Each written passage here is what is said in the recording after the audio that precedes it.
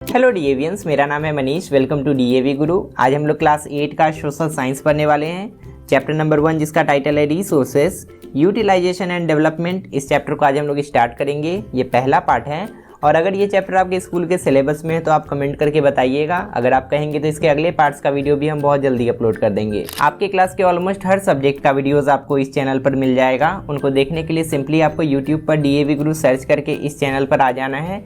उसके बाद आपको प्लेलिस्ट में जाना है।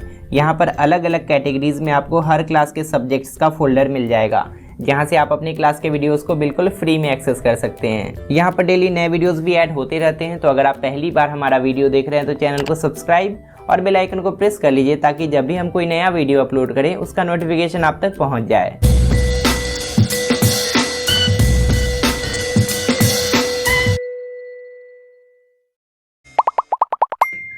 ये चैप्टर काफ़ी ज़्यादा लंबा है, इसमें हमें बहुत सारे टॉपिक्स कवर करने हैं, इसीलिए यहाँ पर ब्रेन मैपिंग बहुत ज़्यादा इंपॉर्टेंट हो जाता है। सबसे पहले तो इस चैप्टर में हमें इंट्रोडक्शन देखना है चैप्टर का, जहाँ पर हमें इस चैप्टर में जितना भी बेसिक टर्म यूज होने वाला है उसका डेफिनेशन हम लोग देखेंगे। उसके बाद यूटिलाइजेशन ऑफ रिसोर्सेज क्या होता है उसके बारे में पढ़ेंगे। क्लासिफिकेशन ऑफ रिसोर्सेज क्या होता है, उसको कितने कैटेगरीज में क्लासीफाई किया गया है, डिटेल में हमें पढ़ना है। और उसके बाद सबसे अंतिम में इस चैप्टर में हमें पढ़ना है सस्टेनेबल डेवलपमेंट एंड कंजर्वेशन। ये दोनों टर्म कितना इंपॉर्टेंट है हमारे लिए, सबसे लास्ट में हम लोग देखेंगे। इस चैप्टर के टाइटल में ही एक वर्ड है जो कि है रिसोर्सेस। सबसे पहले तो हमें ये समझना पड़ेगा कि आखिर ये रिसोर्सेस होता क्या है, उसी के बारे में यहाँ पर हम लोग को बताया गया है। Nature has bestowed upon our mother earth with large variety of rocks, soil, minerals, vegetation, animal etc. हमारी धरती पर अलग अलग तरह के पत्थर, मिट्टी, खनिज, पेड़ पौधे और जानवर पाए जाते हैं, और ये सब हमारे नेचर ने हमारी धरती को दिया है। ये सब चीज़ जो हमें नेचर से गिफ्ट के रूप में मिला है, इसको हम लोग यूज़ करते हैं अपने डेली लाइफ के नीड्स को फुलफिल करने के लिए। फॉर एग्जांपल, हमें एयर चाहिए होता है सांस लेने के लिए, हमें वाटर भी चाहिए होता है पीने के लिए, और हमें फूड भी चाहिए होता है खाने के लिए। और ये सब चीज़ हम लोग कहाँ से पाते हैं? सब कुछ हमें अपने अर्थ से ही मिलता है। Hence all the things on earth which are necessary for our existence on this planet are known as resources. यहाँ पर एक बहुत ही इंपॉर्टेंट डेफिनेशन निकल के आया, जो कि है रिसोर्सेस का डेफिनेशन। जितनी भी चीज़ें हमारी धरती पर प्रेजेंट है जो कि हमारे लिए बहुत ज़रूरी है जिंदा रहने के लिए, उन्हीं चीज़ों को हम लोग रिसोर्सेस कहते हैं। बहुत सिंपल डेफिनेशन है, आप इसको याद कर लीजिएगा। Even human beings are considered as a resource because human beings are an asset. अगर हम लोग अपनी बात करें, ह्यूमन बींग्स की बात करें, तो हम लोग भी धरती के लिए एक बहुत ही इंपॉर्टेंट एसेट है। हम लोग भी धरती के लिए एक बहुत ही इंपॉर्टेंट रिसोर्स हैं। ऐसा क्यों? It is only with the help of human skill that other resources can be developed. अगर ह्यूमन धरती पर नहीं रहेगा ना, तो बाकी के जितने भी रिसोर्स हमारी धरती पर हैं उसका ना तो डेवलपमेंट हो पाएगा और ना ही उसका यूज़ हो पाएगा। फॉर एग्जांपल, अगर हम लोग कोल की बात करें तो आपको पता होगा कि कोयला धरती के अंदर पाया जाता है, और अगर धरती पर ह्यूमन ही नहीं होगा तो इस कोयले को निकाल ही नहीं पाएगा कोई, और जब कोई निकाल ही नहीं पाएगा तो इसका डेवलपमेंट भी नहीं हो पाएगा और इसका यूज़ भी नहीं हो पाएगा। अब तक हम लोग जितना कुछ पढ़े उसमें ये वाला लाइन को आप हाईलाइट कर लीजिएगा, इंपॉर्टेंट है, क्योंकि इसमें आपको रिसोर्सेज का डेफिनेशन दिया गया है। रिसोर्सेज को डिफाइन करने के लिए आप इतना लिख सकते हैं। Human needs and wants are neither uniform in all parts of the world nor static over the years. इंसान की जो ज़रूरत होती है ना, वो पूरी दुनिया में एक जैसी नहीं होती है। अगर आप किसी दूसरे देश में चले जाएंगे ना, तो वहाँ के लोगों का जो नीड्स होगा आपके नीड से बिल्कुल अलग होगा। उसी तरह से टाइम के साथ भी ह्यूमन का जो नीड होता है वो बदलता है।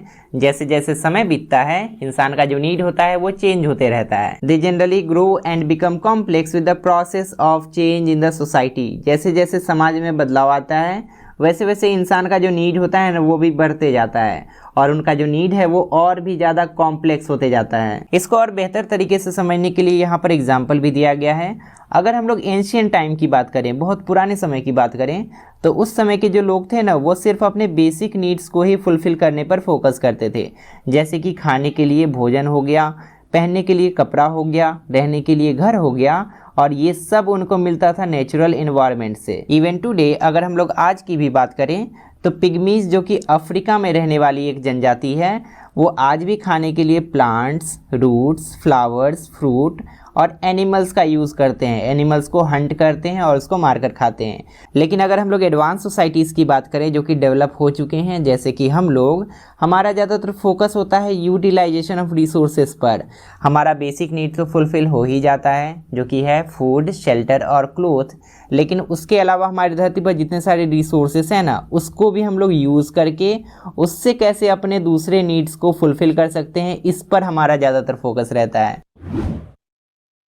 अब चलिए हमारे दूसरे टॉपिक पर आते हैं जो कि है यूटिलाइजेशन ऑफ रिसोर्सेस। मतलब जितने भी रिसोर्स हमारे धरती पर प्रेजेंट है उसको यूज़ हम लोग कैसे कर सकते हैं, उसी के बारे में यहाँ पर हम लोग को डिटेल में पढ़ना है। Resources become usable when they are processed. जितने भी रिसोर्स हमारे धरती पर हैं उसको पहले प्रोसेस किया जाता है, उसको यूज़ करने लायक बनाया जाता है, तभी हम लोग उसको यूज़ कर पाते हैं। फॉर एग्जाम्पल अगर हम लोग कॉटन की बात करें, कॉटन एक रिसोर्स है हमारे लिए।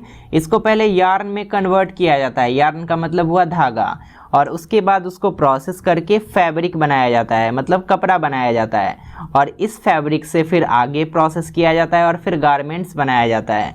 इसको दर्जी सीता है अपने हिसाब से, जो कपड़ा बनाना है उस हिसाब से सीता है, और उसके बाद हमें गारमेंट्स मिलता है। Thus at various stages value addition is possible by applying skill and technology.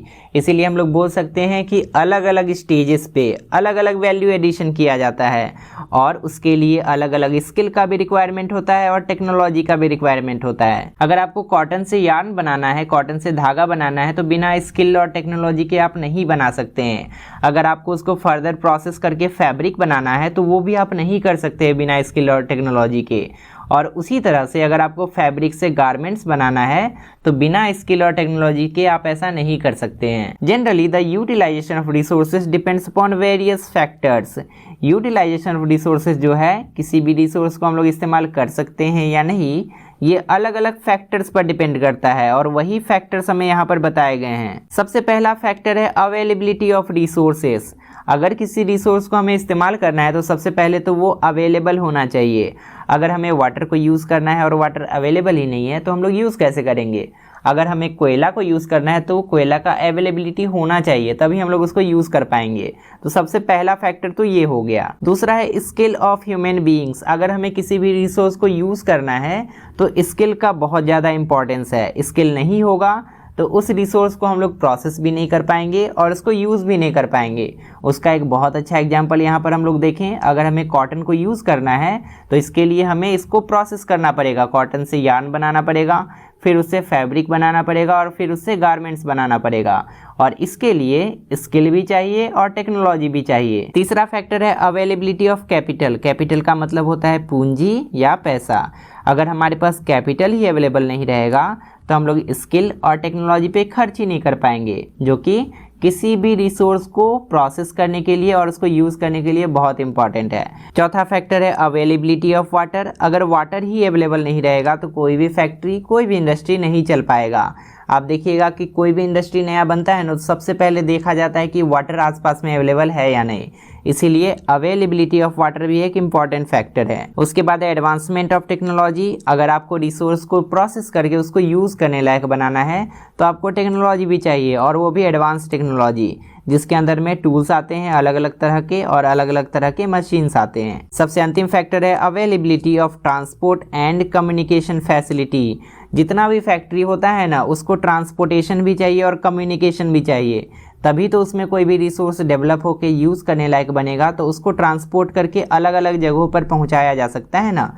इसीलिए ये भी एक इम्पॉर्टेंट फैक्टर है। In the initial stage of economic development, अगर हम लोग आर्थिक विकास के शुरुआती स्टेज की बात करें, availability of resources played very important role. कोई भी रिसोर्स का अवेलेबिलिटी सबसे ज़्यादा इंपॉर्टेंट होता था। मतलब कहीं पर अगर रिसोर्स मिल गया ना तो वही सबसे बड़ी बात होती थी। लेकिन अगर हम लोग अब की बात करें तो एडवांस टेक्नोलॉजी का होना, कैपिटल का होना और एक स्किल्ड लेबर का होना बहुत ज़रूरी हो चुका है किसी भी रिसोर्स को यूज़ करने के लिए। इसको यहाँ पर एक बहुत अच्छे एग्जाम्पल के थ्रू समझाया गया है। अगर हम लोग यूएसए की बात करें तो यूएसए को हम लोग डेवलप्ड कंट्री बोलते हैं क्योंकि वो डेवलप हो चुका है। यूएसए एक इकोनॉमिकली सेल्फ सफिशिएंट कंट्री है, मतलब इसको पैसे के लिए किसी दूसरे कंट्री पे आश्रित नहीं होना पड़ता है। अपने आप पर ये डिपेंडेंट है और ये टेक्नोलॉजिकली एडवांस्ड भी है, इसके पास एडवांस टेक्नोलॉजी भी है। लेकिन अगर हम लोग इंडिया की बात करें तो इंडिया जो है ना अभी भी डेवलपिंग स्टेज पर है। इंडिया जो है एक डेवलपिंग कंट्री है। यहाँ पर समझने वाली बात ये है कि जितना रिसोर्स यूएसए में है ना उतना ही रिसोर्स लगभग इंडिया में भी है, लेकिन फिर भी इंडिया पीछे है और यूएसए आगे है। ऐसा कैसे हो गया? इसका रीज़न सबसे बड़ा ये है कि इंडिया में टेक्नोलॉजी नहीं है उतना अच्छा, इंडिया में कैपिटल नहीं है प्रेजेंट, लोगों के पास पैसा नहीं है और इंडिया में स्किल्ड लेबर नहीं है। इसके कारण से ही इंडिया आज भी डेवलपिंग कंट्री है और जो यूएसए है वो डेवलप हो चुका है। इसका मतलब ये हुआ कि रिसोर्सेज जो है वो किसी भी कंट्री के डेवलपमेंट के लिए बहुत ज़रूरी है। अगर किसी कंट्री के पास अच्छा खासा रिसोर्सेज हैं तो वो धीरे धीरे डेवलप हो ही जाएगा, जैसे कि इंडिया डेवलप हो रहा है। लेकिन सिर्फ रिसोर्सेज के प्रेजेंट होने से ऐसा नहीं है कि डेवलपमेंट हो ही जाएगा। इसके अलावा भी बहुत सारे फैक्टर हैं जो कि बहुत इंपॉर्टेंट रोल प्ले करते हैं, और वो फैक्टर्स क्या क्या हैं ऑलरेडी हम लोग पढ़ चुके हैं।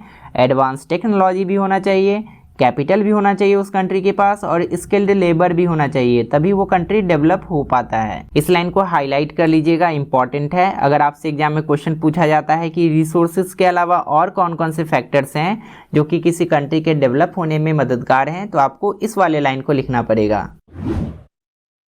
हमारा अगला टॉपिक है क्लासिफिकेशन ऑफ रिसोर्सेज। हमारी धरती पर जितने भी रिसोर्स हैं उसको अलग अलग कैटेगरी में हम लोग क्लासीफाई करेंगे ताकि उसके बारे में और बेहतर तरीके से हम लोग जान सकें। रिसोर्सेज को हम लोग 4 बेसिस पे क्लासीफाई कर सकते हैं। पहला है रिन्यूएबिलिटी, दूसरा है ऑरिजिन, तीसरा है अकरेंस और चौथा है डेवलपमेंट। रिन्यूएबिलिटी का मतलब हुआ कि रिसोर्स को यूज़ करने के बाद क्या वो अपने से फिर से रिन्यू हो जाता है या नहीं। इस बेसिस पर हम लोग बोल सकते हैं कि रिसोर्सेज 2 तरह के होते हैं, एक है रिन्यूएबल और एक है नॉन रिन्यूएबल। इन दोनों के बारे में डिटेल में हम लोग को पढ़ना है। दूसरा है ऑरिजिन, मतलब रिसोर्स कहाँ से हम लोग को प्राप्त होता है। 2 टाइप का रिसोर्स हो सकता है इस बेसिस पे, एक है बायोटिक और एबायोटिक। इन दोनों के बारे में भी हम लोग को अलग अलग डिटेल में पढ़ना है। उसके बाद अकरेंस के बेसिस पे हम लोग रिसोर्सेज को 2 कैटेगरी में डिवाइड कर सकते हैं। रिसोर्सेज या तो नेचुरल हो सकता है, प्रकृति में अपने आप बना हो सकता है, या तो मैन मेड हो सकता है, मतलब इंसान भी रिसोर्स को बना सकता है। चौथा है डेवलपमेंट के बेसिस पे, तो इसके बेसिस पे भी हम लोग 2 कैटेगरी में इसको डिवाइड कर सकते हैं। पहला है पोटेंशियल रिसोर्सेस और दूसरा है एक्चुअल रिसोर्सेस। आज के क्लास में इतना ही रखते हैं। इसके आगे का जो पोर्शन है उसको हम लोग सेकेंड पार्ट में पढ़ लेंगे। अगर